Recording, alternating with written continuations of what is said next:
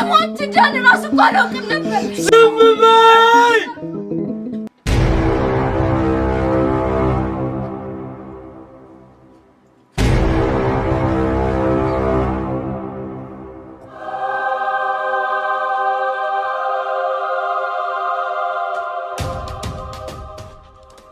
ናፍቆቴ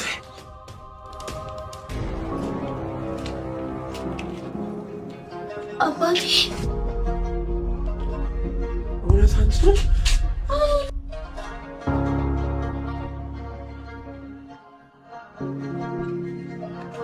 ምን ነክብኝ ነው?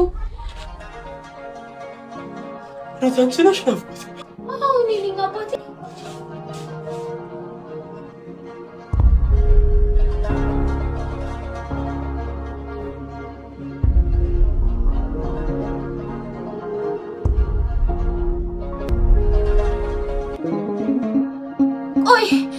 ምን ሆነህ ነው እንደዚህ ራስህን የጣልከው?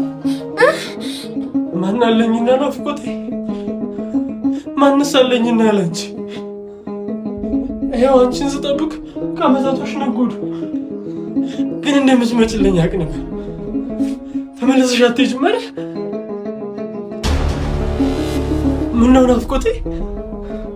መልኬ ተቀየረብሽ? ልብሴ ቆሸሸብሽ? ይሄ እኮ ይስተካከል። ናትዬ የሆነ ነገር ልነግርህ የመጣው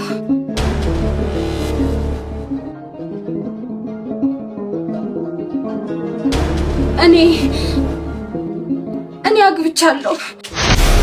ናትዬ አባቴ እነሱ ማለት ነው። አዳምጠኝ አንቺ እኔ ናፍቆቴ አይደለሽ። አንቺ እኔ ናፍቆቴ አይደለሽ።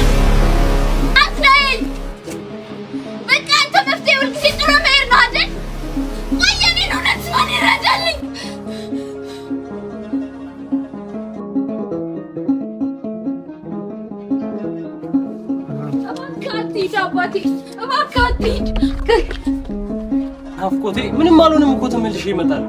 እባክህ ጥለኸኝ አትሂድ። እባክህ አባቴ እኔስ ካላንተ እዚህ ሰላም የሚሰማኝ ነው የሚመስልህ? ናፍቆቴ ሀገር ሰላም ካልሆነ እኮ የእኔና አንቺን ፍቅር ሰላም አይኖርም። አሁን ከአንቺ በሌላ ሀገር ያስፈልጋታል። ግዳጄን እንደጨረስኩ እመጣለሁ።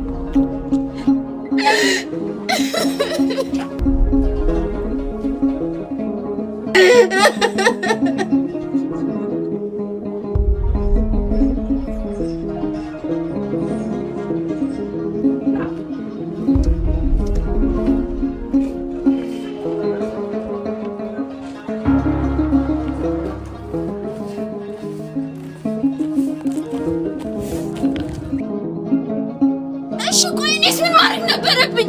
ዝም በይ። የሁሉ ዘመን ጠበቅኩ። ትሞት ዳን ራስ እኮ አላውቅም ነበር። ዝም በይ። ዘመኔን ሙሉ ጠበቅኩሽ። አንቺ ግን የማውቃት ናፍቆት አይደለሽ። ሰዎች ጊዜ ይቀየራል ይላሉ። የሚቀየረው ግን ሰው ነው። አንቺ የኔዋ ናፍቆት አይደለሽ። የኔዋ ናፍቆት ትመጣለች። የኔዋ ናፍቆት ትመጣለች። ጊዜ ላይ መለስ ይነጉድና እንዲሁም ያለፉት ጥሩም ሆኑ መጥፎ ቀናቶች ትዝታ ሆነው ይቀራሉ። የሁኔታዎች አለመመቻቸትና የጊዜው አለመገጣጠም እንጂ ሁሉም የራሱ እውነት አለው።